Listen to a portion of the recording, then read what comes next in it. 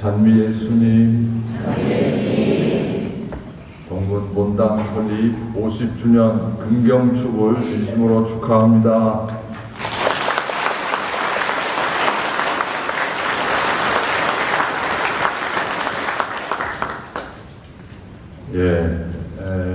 그동안 오늘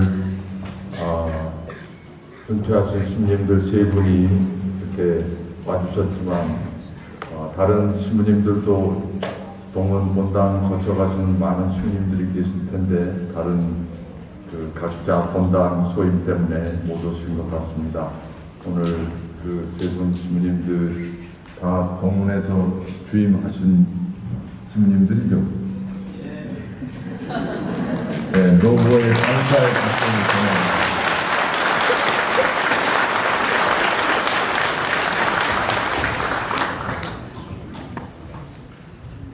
우리가 50주년을 기념하면서 그동안 정말 하느님께서 많은 은총을 주신 것 같습니다. 아까 본당 약사를 동영상으로 이렇게 보니까 많은 일들이 있었고 또 최근에도 굉장히 활발하게 역동적으로 이렇게 살아가는 동문 신자분들의 그런 신앙생활을 볼 수가 있어서 참 감사하는 마음이었습니다. 우리가 이제 다음 주일이면은 다음 주일이 무슨 주일이죠? 그리스도 왕대축일로 연중 교회 전례력이 이제 끝이 납니다. 그리고서 새로운 한 해가 시작이 됩니다. 그래서 해마다 이 연중 시기 전례력 교회 달력의 마지막에 오면 복음에서 우리가 세상의 마지막 종말에 대한 이야기를 많이 듣습니다.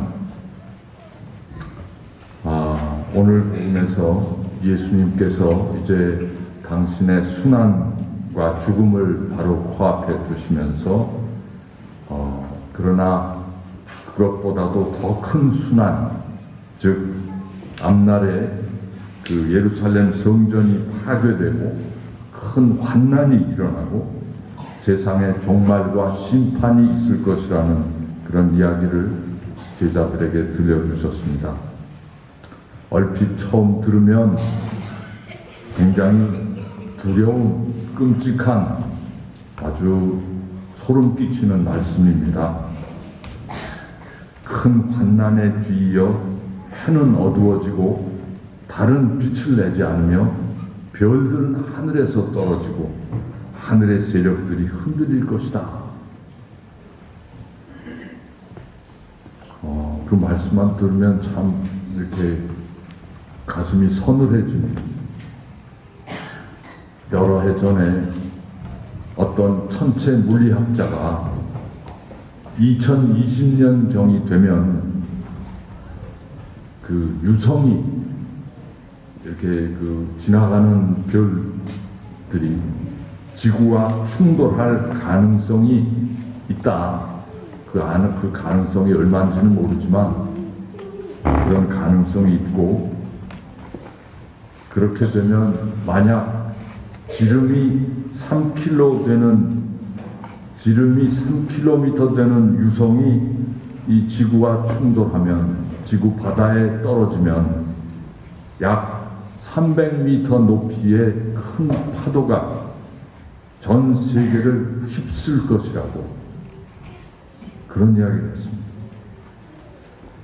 제가 일본의 동일본 대지진이 일어나고 쓰나미가 일본 동쪽에 500km 해안을 덮친 후에 한 달 후에 제가 그 현장을 가보았습니다.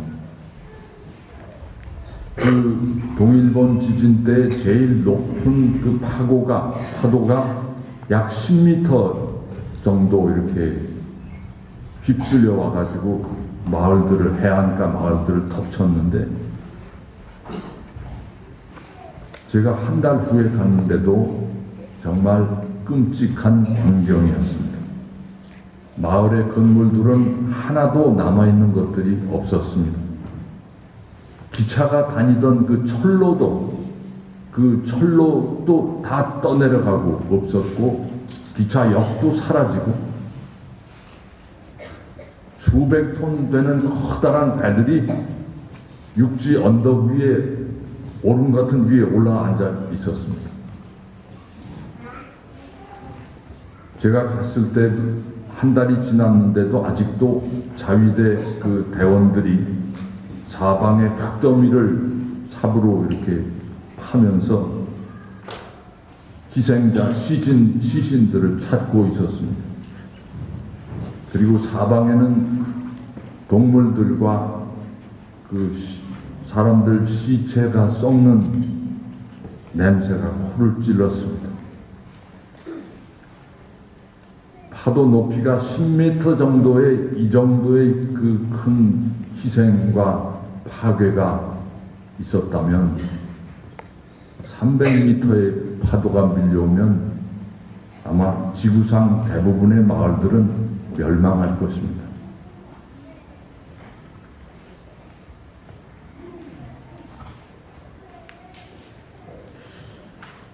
예수님께서 들려주신 그 오늘 복음에 해가 어두워지고 달이 빛을 내지 않으며 별들이 하늘에서 떨어지고 하시는 이 말씀은 도대체 무슨 의도로 말씀을 하신 걸까? 우리에게 겁을 주시려고, 우리를 위협하시려고, 우리가 불안과 공포에 떨게 하시려고 그런 말씀 주셨을까? 그런데 잘 생각해 보면, 복음을 잘 읽어보면 예수님이 종말에 대해서 말씀하시면서 이렇게 마지막에 덧붙이십니다. 그때 사람의 아들이 큰 권능과 영광을 떨치며 구름을 타고 오는 것을 사람들이 볼 것이다. 그때 사람의 아들은 천사들을 보내어 자기가 선택한 이들을 땅 끝에서 하늘 끝까지 사방에서 모을 것이다.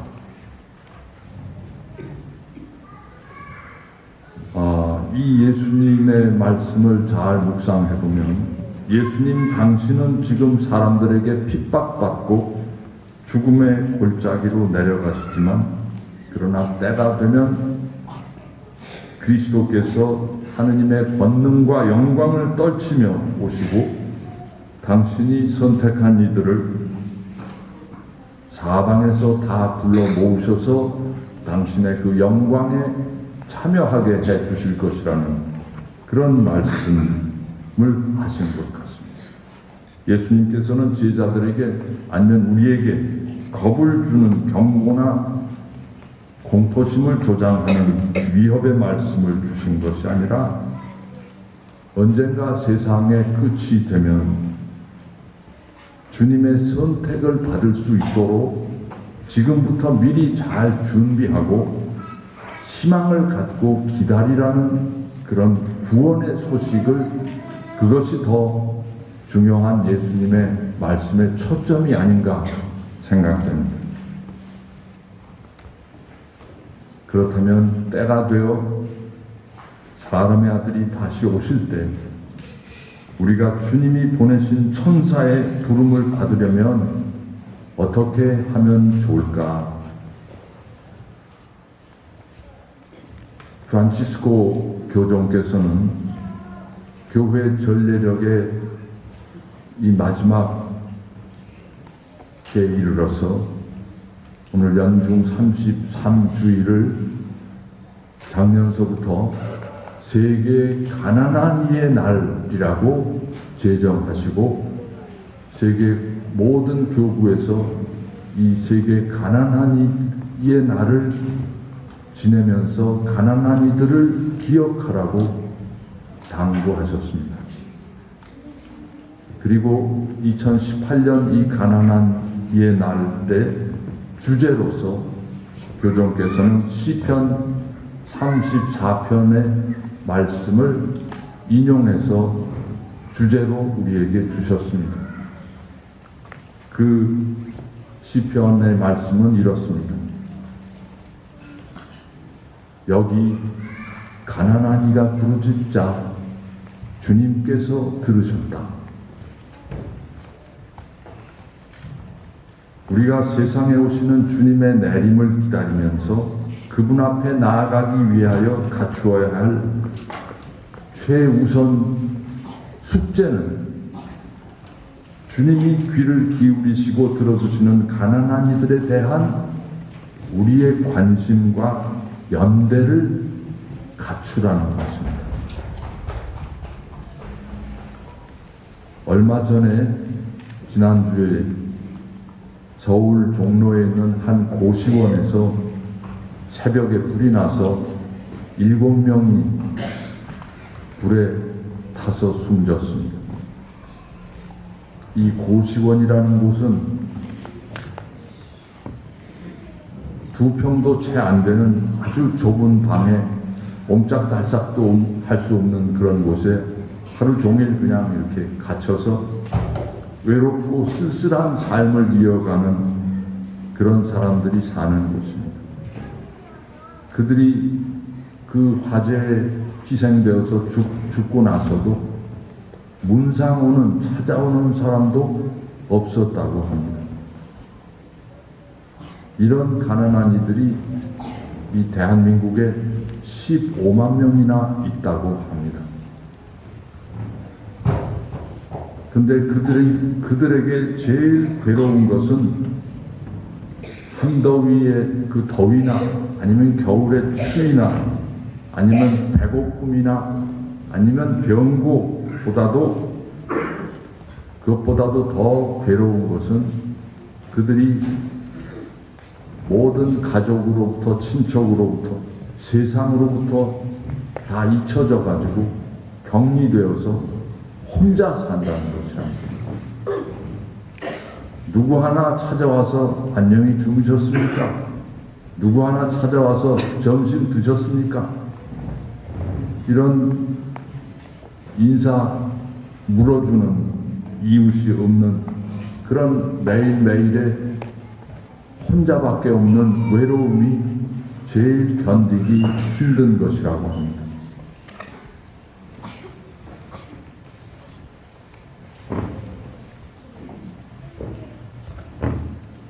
우리가 이런 분들 얼마나 기억하고 사는지 모르겠습니다. 지난 제주에 예멘 난민들이 왔을 때 전국이 그 문제로 시끌시끌하게 토론하고 왈가왈부할 때 7월 10일 날 청와대 국민 게시판에 청원이 또 하나 올라갔습니다.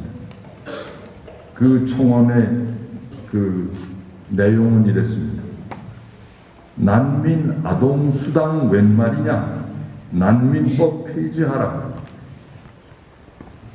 그들이 이 청원을 올린 사유는 한국은 출산율이 1.2 정도밖에 1.2명밖에 안 되는데 세계 그 무슬림들은 이슬람 사람들은 출산율이 8.4명이니까 우리는 우리 세금으로 IS 전사들을 키우는 게 아니냐.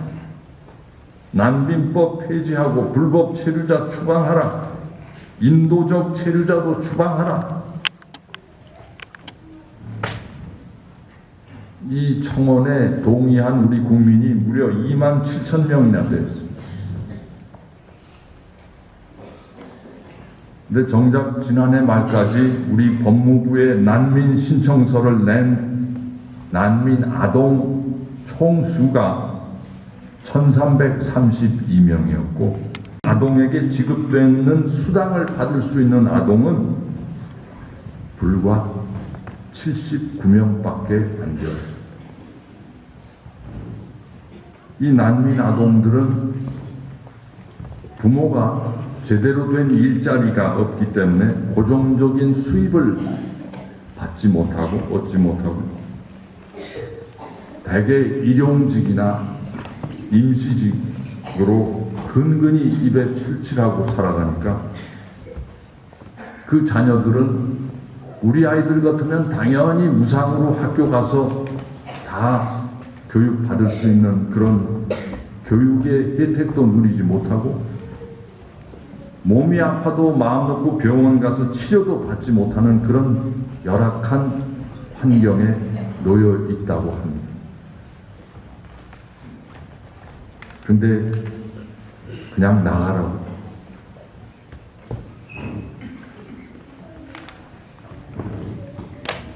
제가 알기로 미국에 우리 한인 교포들이 200만 명이 넘습니다. 근데 한국에서 그런 대로 먹고 살 수 있던 사람들이 대개 미국에 이민 갔습니다. 그 어떤 사람들은 중산층 이상의 생활을 하고 하던 재산을 가지고 미국으로 건너갔습니다.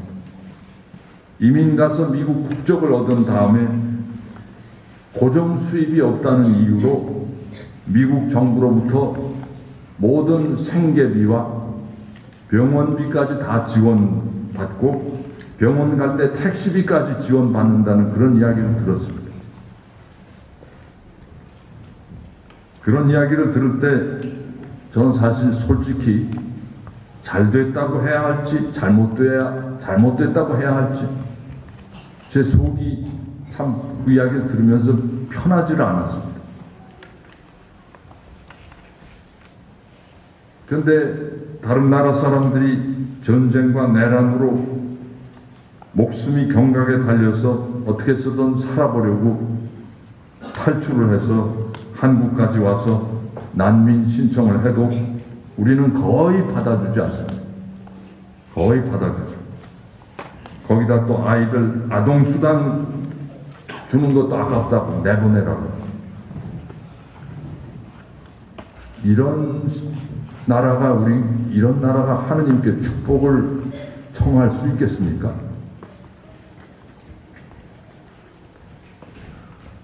교정 프란치스코께서는 주님께서는 이런 가난한 이들의 부르짖음을 들으시는데 우리 귀는 그 부르짖음을 듣지 못하고 우리 마음은 여전히 무관심하고 무덤덤한 채로 남아있다면 우리는 우리 자신의 양심이 제대로 작동하고 있는지 진지하게 반성해야 된다고 질책하셨습니다. 난민들이 제주에 왔을 때 우리 신자 공동체는 그래도 너그럽고 따뜻한 마음으로 이들을 받아주고 지원을 아낌없이 해주셔서 정말 저는 자랑스러웠고 감사했습니다. 특히 우리 동문본당에서 제일 먼저 솔선수범해서 그들을 받아주셨음에 교구장으로서 진심으로 감사하는 마음을 표하고 싶습니다. 오늘 본당 설립 50주년을 맞이하는 동문 공동체가 그냥 외형적인 역사만 오래된 것이 아니라 신앙이 그만큼 속으로 성숙해 있다는 징표가 아니었나 하는 생각이 들고 주님께서 보시고 정말 흐뭇해 하시리라 생각합니다. 주님의 축복으로 동문본당이 그 지역사회에서 더욱 큰 모범이 되고 가난한 이들의 의지가 되는 그런 예수님 닮은 공동체로 더욱 성장하기를 축원합니다.